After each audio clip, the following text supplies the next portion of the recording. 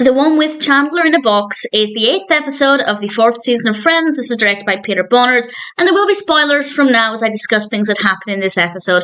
And I feel like, I feel like I say this for a lot of season 4, but I think this is probably one of the most iconic Friends episodes. And what's quite interesting about this is that I'd forgotten this was a Thanksgiving episode, because it's the Thanksgiving aspect is so overshadowed by Chandler being in a box. But that's to the show's credit to how iconic they've created this moment with Chandler. As I said, there will be spoilers as I go through the various aspects of this episode. And it starts off with Chandler phoning Joey 3 times, I think it was, and every time Joey answers, he thinks it's going to be somebody else, and it's absolutely adorable. It's a great way to establish the narrative, to show that Joey is, understandably, still hurt at what Chandler did with Kathy, and definitely starts off the narrative on a bit of an emotional direction, because I don't think anybody wants to think of Joey and Chandler not being completely the best of friends. I'll come back to that part of the narrative in a moment. I'll discuss the other lighter aspects first, then I'll talk about Joey and Chandler. Monica gets ice in her eye when she's going into the freezer, so she goes to see her eye doctor, and she realises that it's Richard's son, Dr. Timothy Burke, played by Michael Vartan.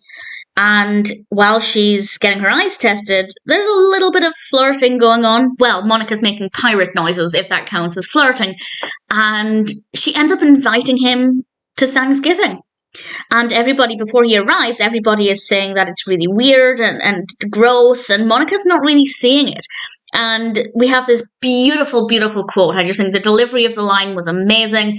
And it definitely goes to highlight that you shouldn't judge people, because chances are you can judge yourself in the same way, because they're making fun of her and saying that is weird. And she replies, and I quote, "Fine, judge all you want to, but married a lesbian, left a man at the altar, fell in love with a gay ice dancer, threw a girl's wooden leg in the fire, live in a box." Obviously, each of those things are directed at each of the other 5 friends in turn. And I just thought that was beautiful and easily one of my favourite Monica moments.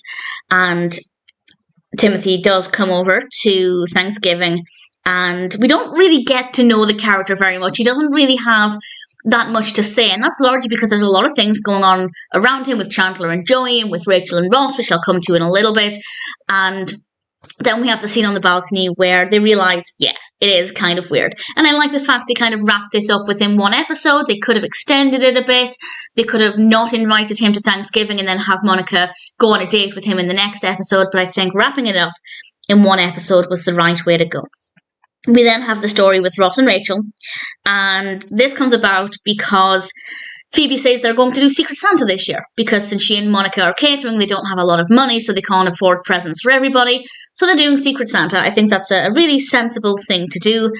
Chandler wants Rachel because he's already got her a briefcase with her initials on, and Phoebe tells him that she has Rachel and she's excited to swap because she doesn't want to get Rachel, because Rachel exchanges everything that she gets. And Ross finds out about this. And he's certain that that can't be true, because he got her a necklace last year and there's no way she would have exchanged it. So he asks her to get the necklace, and he realises that it's true. She exchanged it. And I want to say credit to Ross for remembering exactly what that necklace looked like. Granted, he remembered it was gold, not silver, but I feel like not everybody is going to remember what they bought somebody nearly a year ago. And Ross is obviously very annoyed by this, but we have this really moving moment, and it's moving in 2 ways, because he says to Rachel, and I quote, "I'm not completely devoid of sentiment." And Rachel storms off. She brings this shoebox and she starts to show him all of the things she's kept from their relationship. There's an eggshell from the first time they had breakfast, or he made her breakfast, and there's an artifact from the museum that she shouldn't have taken from the first time they slept together. And she points out that she keeps the stuff that matters. She said, "I keep the things that matter." And I think this is moving for 2 reasons. One, I think that that's a really important thing to mention, that yes, gifts are lovely, but they don't necessarily have that sentimental value the way things that we would consider to be trash do. I mean, I'm not suggesting people keep their eggshells. I'm assuming Rachel went into the bin to get that eggshell, which is a bit disgusting.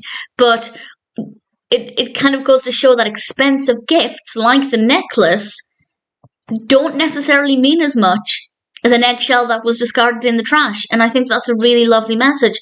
The other part about this is the fact that Rachel still has those things. If she was over Ross and also annoyed at Ross, as she has been, and didn't love him, why would she still have those things? And I think that that's very, very telling. And that's all we get from Ross and Rachel in this particular episode. And then we have Chandler and Joey. Joey goes looking for Chandler, and he asks Gunther, have you seen Chandler? And Gunther replies rather fantastically, I thought you were Chandler, which is great because it goes to highlight that they are one and the same. They are a pair. You can't have Joey without Chandler. They are together so much that people get them mixed up. So to see them going through this friendship difficulty is heartbreaking. And the timing is horrendous because Joey turns around and when Gunther says one of you is over there, and he turns around and there is Chandler kissing Kathy. And Joey packs a bag and he says he's going to stay with his folks and then he's going to look for an apartment. And just those words are painful. They are horrendously painful. And Chandler says, if there's anything I could do, I'd do it. If I could go into the entertainment unit for 6 hours, I would. And Joey's expression when the idea falls on him is so fantastic. I just love the way his expression turned as he got the idea to go in the box. And Chandler spends the majority of the rest of the episode in this box. The reasons being threefold, of course. And Kathy comes over and gives this really, really great speech about how she doesn't want to be the person to come between the two best friends. She hates what it's doing to them. And I think that was a really admirable thing to do. I mean, the admirable thing would be to not kiss Chandler in the first place. Joey actually points out in this episode that it's not her he's angry with, it's Chandler.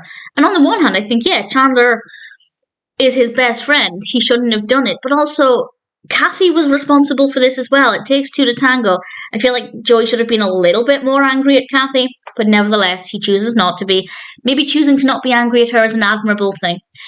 Kathy gives this speech to Chandler about how they could have been something great, and then obviously she leaves, and Joey does this amazing thing, very selfless thing, where he realizes that his best friend could have a chance at a happy relationship.